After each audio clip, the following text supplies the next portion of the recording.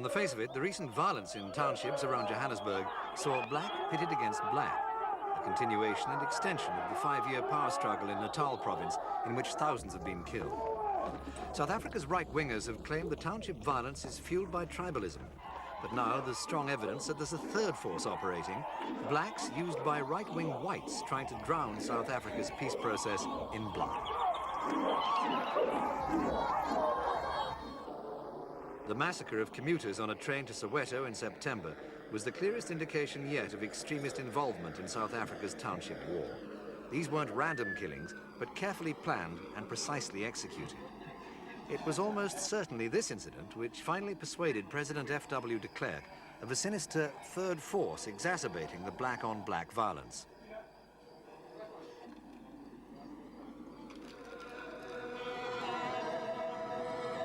On one side of the factional war is Chief Mangosuthu Buthelezis's Inkatha movement. The Zulu leader wants recognition as a major player in the constitutional negotiations expected to begin next year. In essence, he'd like to sit at the same table as his rival Nelson Mandela.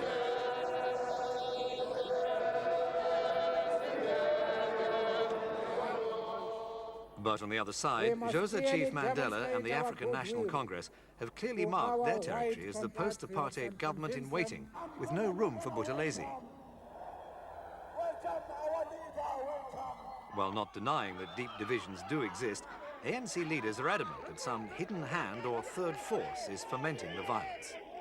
Force, which is backed up by the same security officers, the same security forces which are supposed to maintain law and order in this country. Although there's no hard evidence for it, many blacks and whites suspect that the attacks may be orchestrated by renegade members of the South African Defence Force's recently disbanded Civil Cooperation Bureau, or CCB, an organisation intent on destabilising the country and thwarting reform. It's an allegation strongly denied by the government, which insists that the security forces are doing everything possible to end the violence, even though the existence of a third force is not completely discounted. On this issue, I have an open mind. As I've said, we are investigating it with vigor, because if there are people behind it, if there is a so-called third force, and I dearly would like to catch them, and eventually I believe we are going to catch them. President de Klerk has described the hidden force as highly trained, with all the makings of another Renamo movement, a guerrilla army created by Rhodesians and later taken on by South Africa to bring down Mozambique's Marxist government. The concept of a third force isn't new in South Africa. The government is at present considering the findings of the Judicial Commission, which investigated the Civil Cooperation Bureau. According to evidence before the commission, the CCB conducted a campaign of political destabilization inside and outside the country, a campaign that involved the intimidation and even assassination of political activists opposed to the state. Among those who gave evidence is a former military officer who served in the CCB.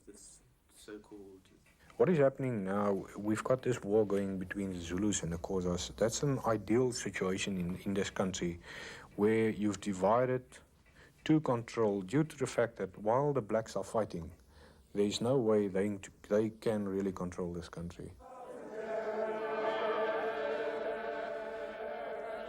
He also claims that among the security forces are members of Chief Buthelezis's KwaZulu police force, men trained at a secret base by the South African Defence Force. These people were trained to get into faction fighting in KwaZulu and maybe in the rest of South Africa, in the hostels, in the townships. Initially they were sent back to KwaZulu, but after that they could have gone anywhere. If it is Inkatha's intention to collude with the right in undermining negotiations, it's met with some success. Buthelezi, though, denies allegations of Defence Force training.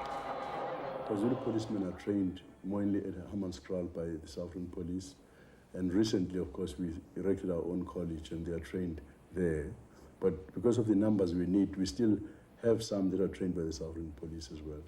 By the South African Defence Force as well? Southern Police.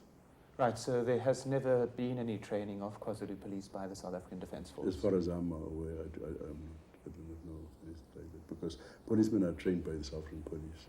Buthelezi blames the culture of violence on the ANC's armed struggle. Well, I mean, the vilification has been part of my, you know, fate for a very long time. I'm called all sorts of names. I mean, the violence that is flaring up all over the place flares up because I'm the person who is targeted for the most vicious propaganda and vilification. The suggestion that a military department is conducting an internal destabilization campaign is dismissed out of hand by the Defense Force. Defense Minister General Magnus Milan has declined to comment, but in a written response to a list of detailed allegations, a military spokesman says it's totally contrary to policy for the Defense Force or its members to take sides.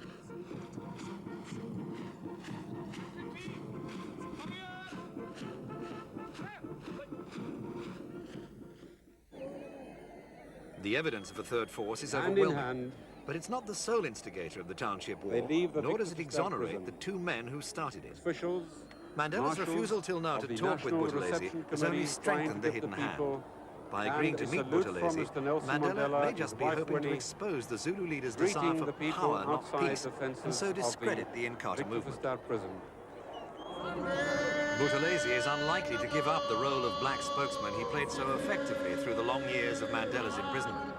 The question remains whether the pair can put aside their differences to identify and counter their opposition and turn around a climate of anger, aggression and violent reaction.